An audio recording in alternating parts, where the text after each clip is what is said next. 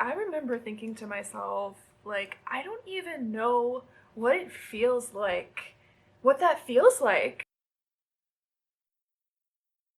Welcome back to another part of the series where I talk about things that I've been doing and working through to get through burnout as an autistic and ADHD person. So today we're going to talk about internal safety. I can't be the only one. I'm guessing. I'm guessing that many of you kind of don't exactly know how to achieve that if you've been in a life of survival mode most of the time, and everyone has kind of shamed you into denying the actual things going on inside of you. I'm really hoping that this video is clear and understandable. Let's be kind to each other, okay? Because I'm also not just like the super excited person who's like hyped up on caffeine sometimes. I'm also sometimes much slower in terms of how I deliver and say things, and those two things are valid. There are days where I can't wash my hair, that's also valid. So as long as we know that, let's get going. I found the internal family systems idea very helpful, which is essentially like connecting to your inner child, connecting to the younger parts of yourself, and then also like your role now as an adult. For me, that was really helpful because I realized when I found and checked in with my inner child that she was hiding under a table. She was so done and overwhelmed and scared. And on top of that, I also connected and started to realize that I had an inner teenager as well, and that inner teenager had their own struggles and feelings, and that they had been spending a lot of time trying to take care of the inner child because nobody else did. And so many of us were conditioned to kind of abandon ourselves. So it's actually a really helpful tool for reconnecting to yourself and who you are. And on top of that,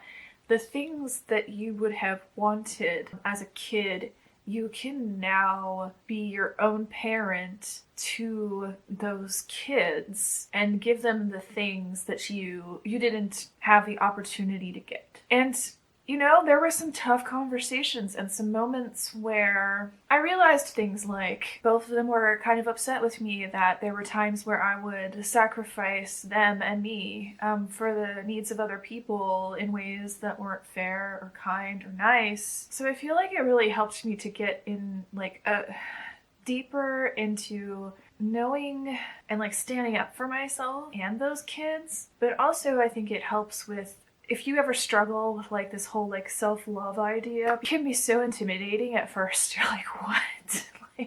like we don't always feel great all the time, and it's a confusing concept, I think. Like, people say it all the time, but I don't think they really understand how to get there. And for me, internal family systems was a way that, because I was already a mom, right?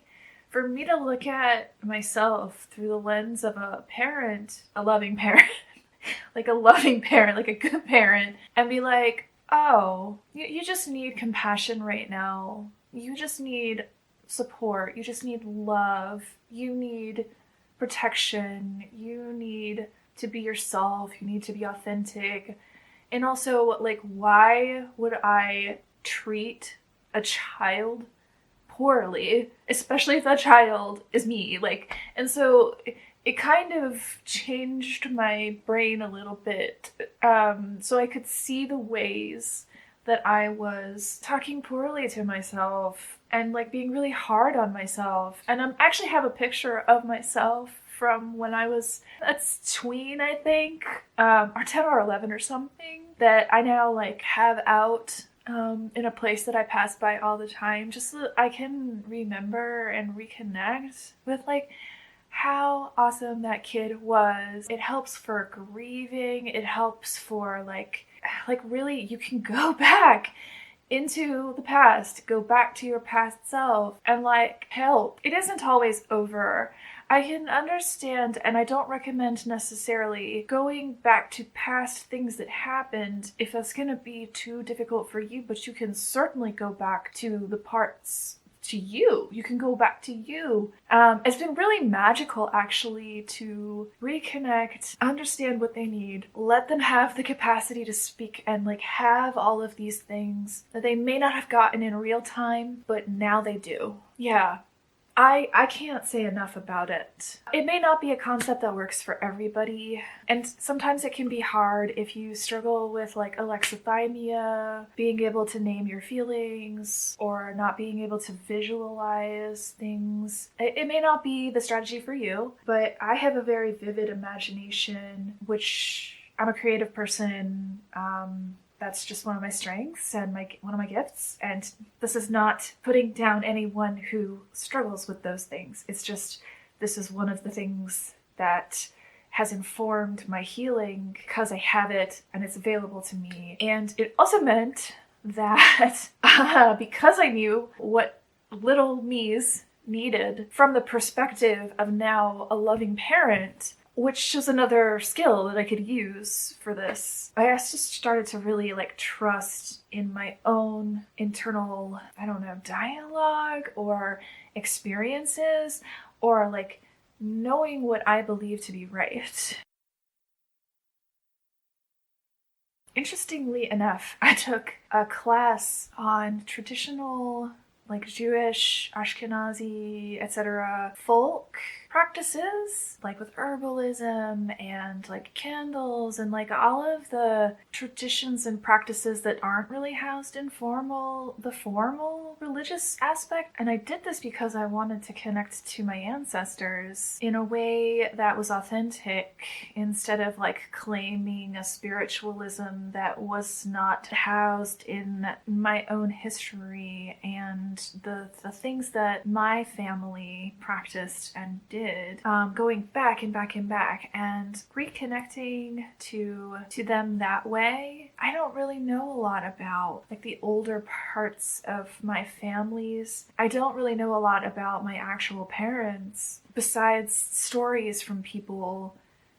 And so to me, that was very grounding because it was a way for me to connect to having family and feeling like I'm a part of something bigger. And on top of it, I felt while I was going through these rituals and these practices and learning about this, I was also reconnecting back to the earth, plants, got a bird feeder, and I would just go out and I would feed them. I created a connection with the animals in my area, and it just all started to feel a lot bigger than just me and being alone. And so I now have an altar, and I have, or whatever you want to call it, I bring water, I sit there and I talk, I put flowers on there. It was a way for me to not feel so lonely when circumstances felt really lonely. There's this incredible quote by Rebecca Erev. They are the ones that taught the class. And one of the lines is like, I can feel the hands of my ancestors on my back. And to me, that just gives me chills because it felt like I had people standing behind me, and I had people I could talk to, and I had ways of connecting to things without necessarily needing to go through all of the, social difficulties and everything that are hard for me, especially burnt out and dysregulated and not doing well. So I feel like that was a really good way to create a sense of community, just a bigger, different kind of community, because we are really all a part of all of this and not just humanity. Some other things that I did, because now I had a deep connection with who I used to be, like the younger versions of myself. I started noticing the ways that I was talking to myself, and then I started to notice kind of toxic, harmful thought patterns I had, absorbed and incorporated into how I did things, from poor treatment and caregivers. Toxic narratives just rewriting them. Things like, my father never wanted to be a part of my life because I wasn't worth it. As children, we tend to create narratives where we're the reason why things happen because we so desperately need to see our parents as these like flawless, perfect people that of course would never actually do anything to us. And I think that's actually just like scientifically what the brain does as a child. But now as an adult, I had to go through and I had to take all of these harmful things that people had said to me and that I had internalized and start to rewrite a better one. Do you know what I'm saying? Like, yes, it's one thing to acknowledge it, but it's another to then go further and say, what is the better narrative? What's the real story? A lot of the times it became more, and I still do this, it became more about like, is that really what you like? Do you really think that you're just the worst person in the world? Like, is there maybe a different part of this story? Like, maybe you're a human. Like, maybe you're not perfect. Like, maybe you're allowed to make mistakes and still be loved. Like, things like that can be so powerful and feel so safe.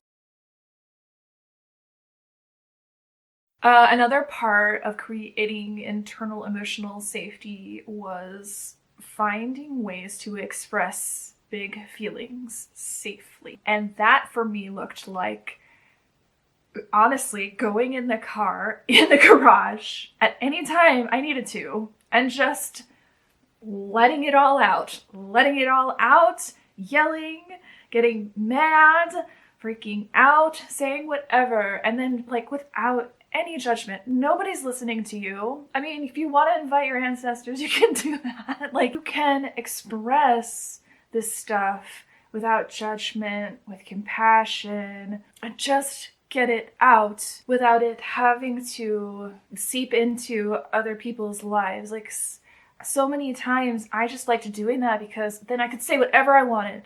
I could get it out. And the point was just to get it out. Throwing stuffies is actually very, stress relieving. Just throwing them on the ground. You can use music if you want. I mean, there were times where I was just so mad because I was grieving about something, or I was just really not okay with how my parents had treated me. I would just sit there, put on something really angry, and then just like, like flip the bird, like to the sky or whoever or wherever. Like, you can do that stuff. The point is to express it and to do it safely. So it's not harming anybody, right? Or scaring anyone, which is very important when you have children in the home. I also, for big feelings, especially like really scared and sad ones, I do this thing now where I imagine that my inner child is like crying and sobbing and just really needs someone to hug them, and so I'll sit there and I will hug a stuffy. Sometimes I rock and I'll just say, I know. And I am the parent that can just let that child cry, grieve, say it's not fair, and I just sit there without judgment and just say, I know it's hard, I know this is a lot, I'm here for you. Writing letters to various people and telling them like what, the things you taught me and the way that you treated me was not okay, and here's what the truth is. And you can rip them up, you can burn things, you can there's so many great ways to get creative with this that are not turning to unhealthy things that are just not really even going to be that great for you anyway.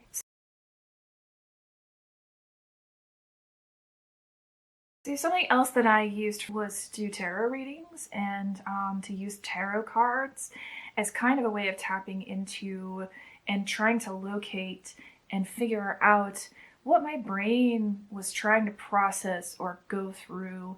And there's something about it, it's the novelty of it that's great for ADHD.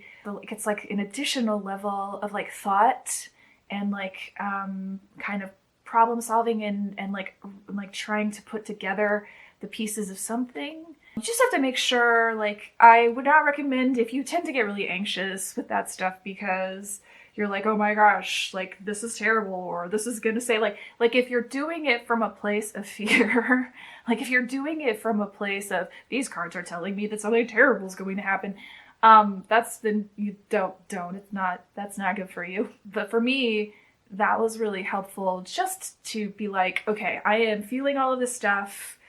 Let's use some cards to kind of help my brain to make connections that can then be better understood. And then I can come in with some compassion and love and healing and grieving and whatever it is to kind of help me work through it a bit more. I also started doing meditation, and my form of meditation is that I have actually created an imaginary world in my head, or a visualization that is a safe space, and you can put whatever you want in it. Mine is it's like this big tree, and it's got like this big reflective pool in it, and there's a boat. And so this is especially good when I have like mind racing stuff going on. I'll get in the boat, it'll start to float, or imagine myself floating around in a circle. And I have characters, so to speak, safe characters who I feel safe with, who are very compassionate, aren't judgy, are like nothing but unconditional, who I can talk to sort of talk it all out.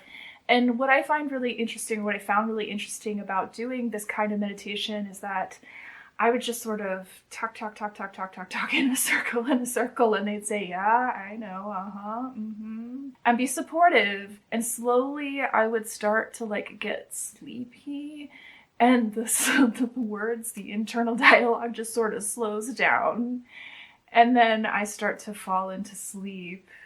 And it's like, there's no need to wrap it up or come to a conclusion. That's not the point. The point is just to be able to express yourself without judgment. And sometimes, like, you are the only person who can provide unconditional love to yourself. Or create a safe space, imaginary, where people can be that for you. I always felt so good when I woke up from that. I would put on my binaural beats, and I would imagine just being in that magical place with these people that were so supportive and helpful. And it felt so good when I woke up. And yes, I was like very, like, oh, I don't know what to do. I don't know what to do. And then I would wake up and I would just feel like so grounded and still. I don't know why. I don't know what that is. I'm just telling you, like, this is something that I did. And maybe that isn't what works for you, but like, the point is that I found something that was good for me. So you have a different brain. You can choose something else. And the point is just to create something that feels really safe to you.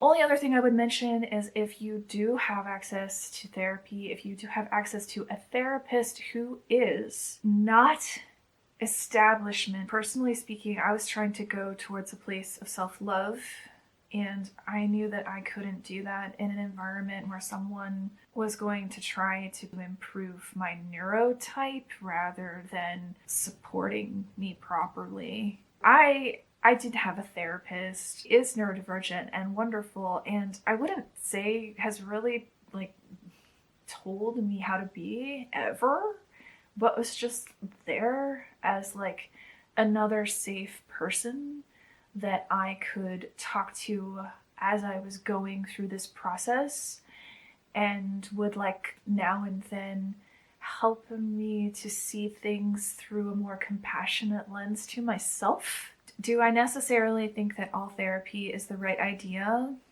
No, because I think that there are some forms of it, which I was in, that really did a lot more harm than good. I've been in a lot of not so helpful therapy settings. You can find a good one that you can afford, great. But I also fully acknowledge that's just not an option for many people. It's complicated.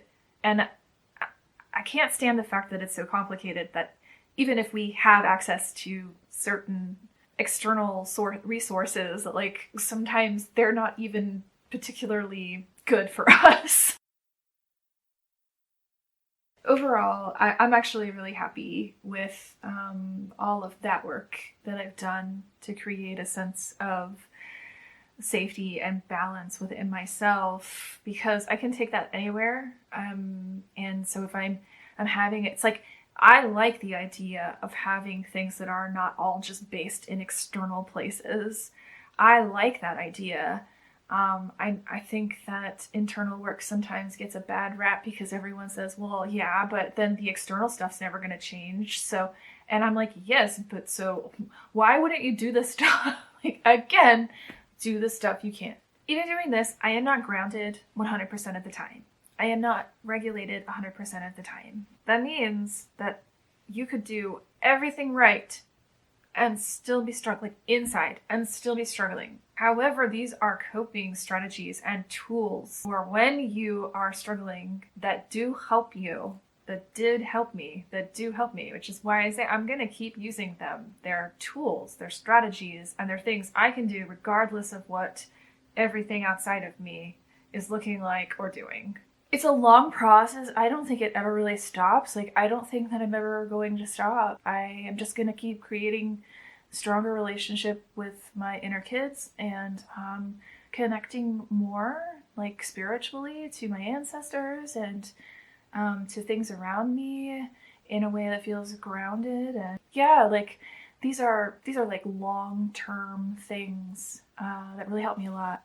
All right, and we're gonna stop there for the next section. That'll be coming out soon. And if you missed the first video or the second video, I don't know, the other videos, here's one of them.